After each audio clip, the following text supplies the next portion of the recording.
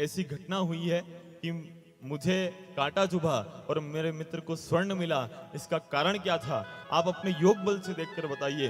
वो महात्मा जी अपने योग बल से देखकर कहते हैं कि बेटा, जहां पर तेरे मित्र को खजाना मिला, वहां पर जहां तेरे मित्र को एक अंगूठी मिली, वहां पर उसको खजाना मिलने वाला था, और जहां पर तुझे कांटा चुभा वहां पर तेरी गर्दन कटने वाली थी।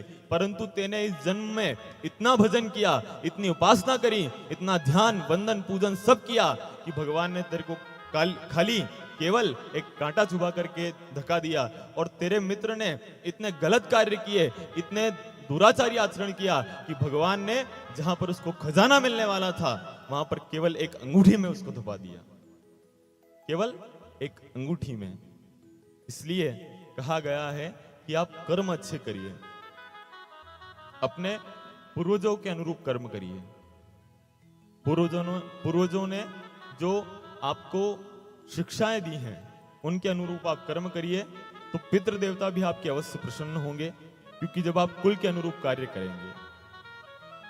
और हमें सदैव सत्कर्म करते रहना और भगवान के भजनों में आनंदित रहना, और उनसे कहना कि सांवरा सेठ, जीवन है तेरे हवाले ओ मुरली वाले, जीवन है तेरे हवाले ओ मुरली वाले, जीवन है तेरे हवाले ओ मुरली वाले, जीवन है तेरे हवाले मुरलिया वाले।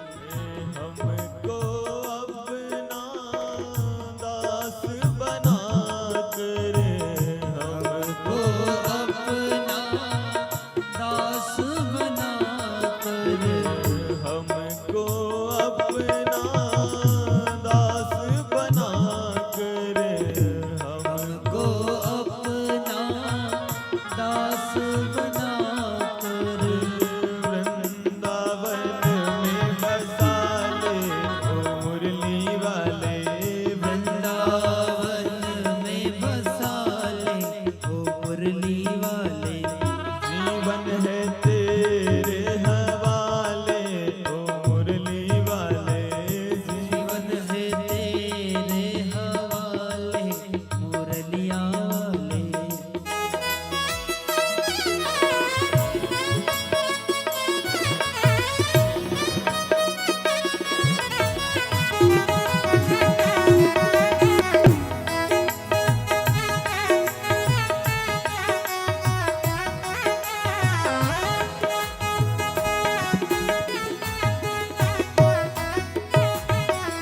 मेरे अपने हुए हैं बेगाने, मेरे तेरे अपने हुए हैं बेगाने, मेरे अपने हुए हैं बेगाने, तेरे अपने हुए हैं बेगाने, हुए हैं बेगाने, संवरा हुए हैं बेगाने, हुए हैं बेगाने समरा हुए हैं बेगाने।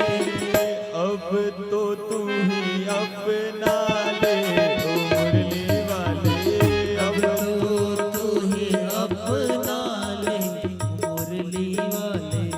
जीवन है तेरे हवाले ओ मुरली वाले, जीवन है तेरे हवाले मुरलिया वाले। हम मुरली है तेरे अधरों की, हम मुरली है तेरे अधरों की, हम बंसी है तेरे अधरों की, हम वंशी है तेरे अधरों की। तू जैसे भी चाहे बजा ले ओ मुरली वाले, जैसे भी चाहे बजा ले ओ मुरली वाले। जीवन है तेरे हवाले ओ मुरली वाले, जीवन है तेरे हवाले ओ मुरली वाले।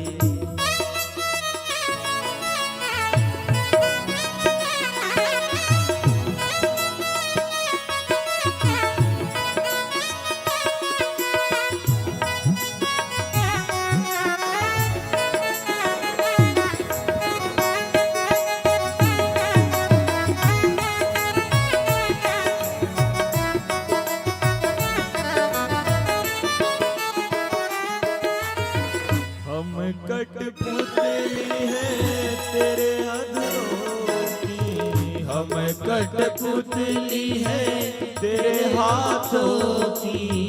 हम कठपुतली है तेरे हाथों की। हम कठपुतली है तेरे हाथों की। जैसे भी चाहे न चाले ओ मुरली वाले। जैसे भी चाहे बजा ले ओ मुरली वाले। जीवन है तेरे हवाले ओ मुरली वाले। जीवन है तेरे हवाले ओ मुरली वाले।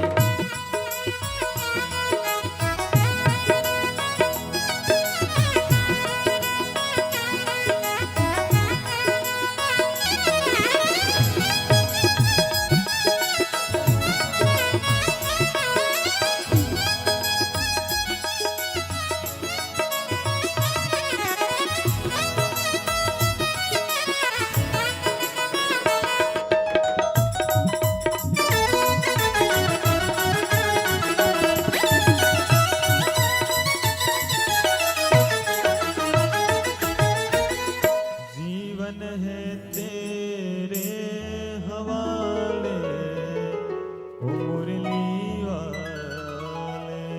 जीवन है तेरे हवाले मुरली वाले। बोलिए सांवरिया सेठ की जय। सदगुरु देव की जय। हम सब सत्कर्म करें और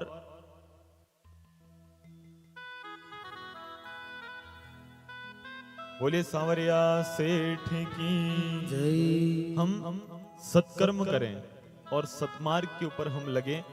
और जब हम अच्छे कर्म करके सत्मार्ग पर लगेंगे, भगवान के भजनों में लगेंगे, तो कहा है कि जो वजनदार लोग रहते हैं, जो वजनदार लोग रहते हैं वो भोपाल से काम करवा लेते हैं, और जो भजनदार लोग रहते हैं वो मेरे गोपाल से काम करवा लेते हैं।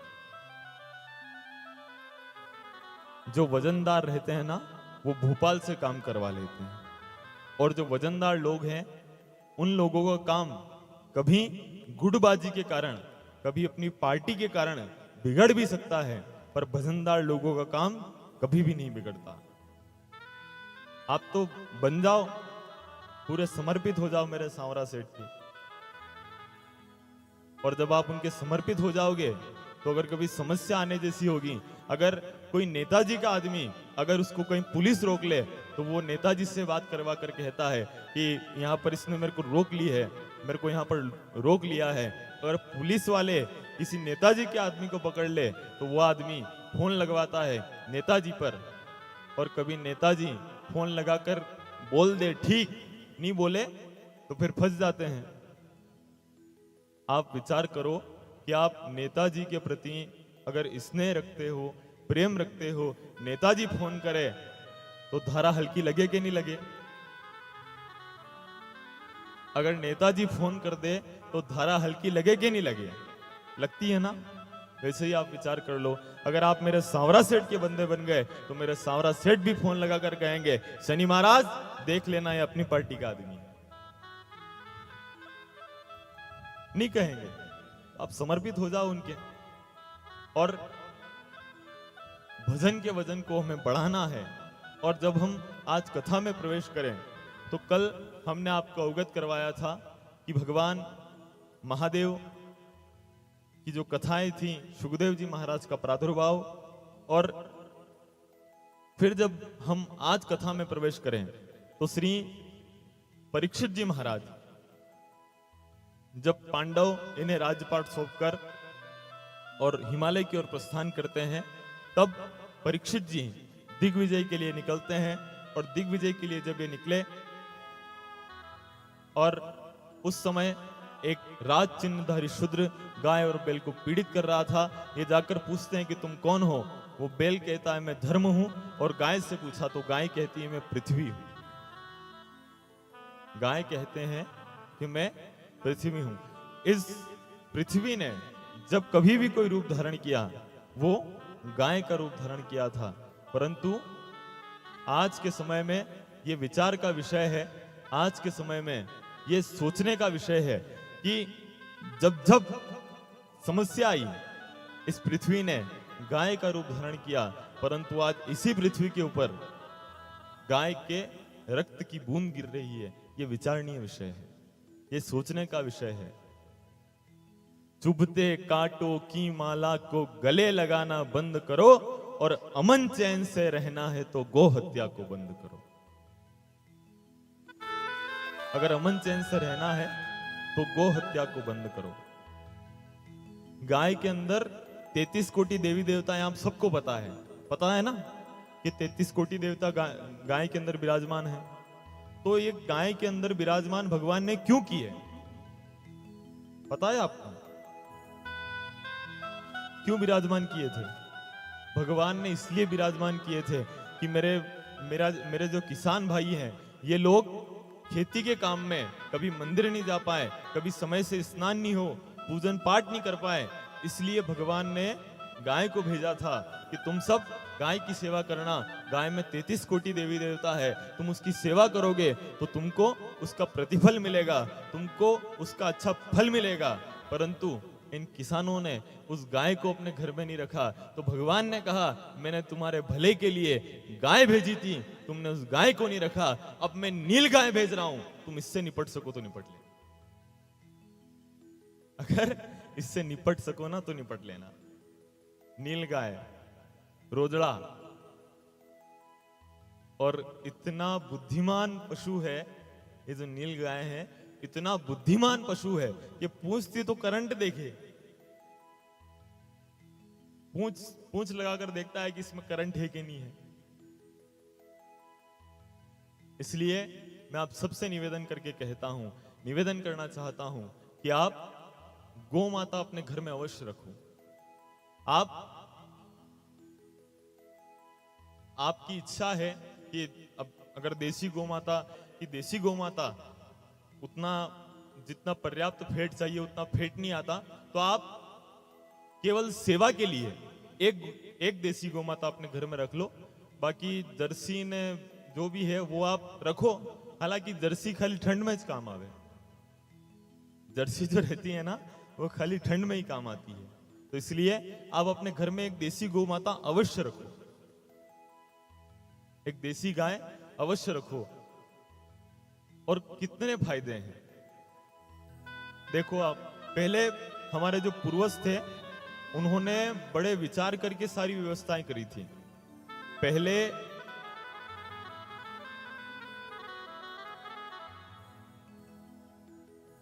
बोलिए सांवरिया सेठ की जय।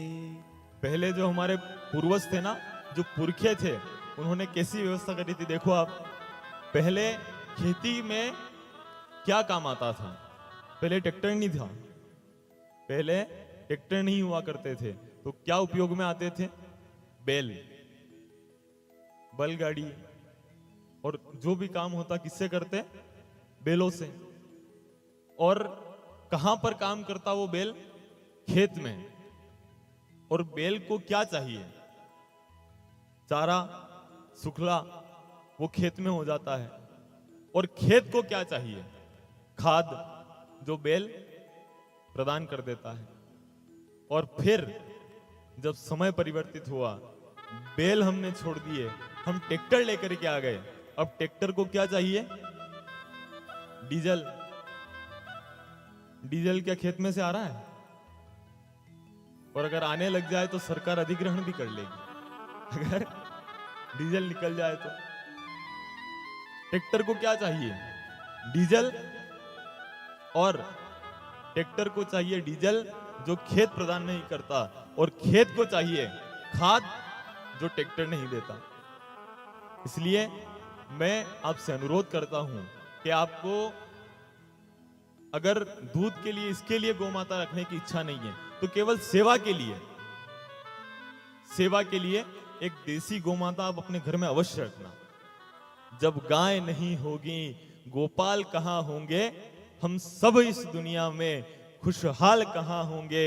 गौ मां ने सिंहों पर धरती ये धारी है, गौ मां के बिना बोलो हम खुशहाल कहां होंगे। इसलिए गाय अपने घर में हम अवश्य रखें। गाय के गोमूत्र को पवित्र माना गया है, गाय के गोबर को पवित्र माना गया है। अगर किसी व्यक्ति को राजनीति में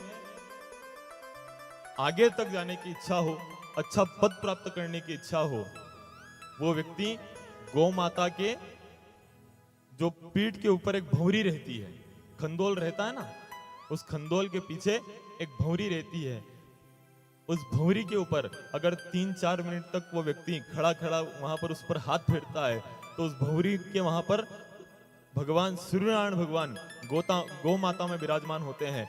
और अगर कोई व्यक्ति वहां पर हाथ फेरता है तो उस व्यक्ति के सूर्य भगवान उसकी पत्रिका में उसे अच्छा फल प्रदान करते हैं। अगर किसी व्यक्ति को संगीत में अच्छी पारंगतता प्राप्त करना है, संगीत की साधना करना है, मां सरस्वती की कृपा प्राप्त करना है, अपना कंठ मधुर करना है, तो वो व्यक्ति गौ माता के चरणों की पूजन करे। इस प्रकार गौ माता के शरीर में 33 कोटि देवी देवता विराजमान हैं। हम सभी गौ माता के ध्यान भी रखें। गौ माता अगर कहीं रास्ते में जा रही हो तो हम उसको ये ना कहें कि ये आवारा है, क्योंकि गाय को हम माता मानते हैं और माँ कभी आवारा नहीं हो सकती। इसलिए हम ये नहीं कहें कि आवारा गाय है। इन बातों का हम ध्यान रखें। और जब हम आगे कथा में प्रवेश करें, एक दिन परीक्षित जी जब वन में अपनी सेना के साथ पधारते हैं, सेना पीछे रह गई। परीक्षित जी महाराज जब वन में आगे पधारे, वहां पर एक मुनि तपस्यारत थे। उन मुनि को देख करके परीक्षित जी के मन में आया कि मैं यहाँ का राजा हूं और मुझे देख करके ये महात्मा अपने स्थान से खड़े नहीं हुए, इसलिए वे अपने बाण से एक मरा हुआ सांप उठाकर उन शमीक ऋषि के गले में डाल देते हैं। शमीक ऋषि के पुत्र श्रृंगी ऋषि को जब ये बात पता चलती है, तब श्रृंगी ऋषि कोशी की नदी का जल अपने हाथ में लेकर के और श्राप देते हैं कि इति लंघित मर्यादम, जिस किसी कुलांगार ने मर्यादा का उल्लंघन किया है, मैं उसे श्राप देता हूं कि आज से 7वें दिन उसको तक्षक नाग डसे और उसकी देह जल करके राख हो जाए।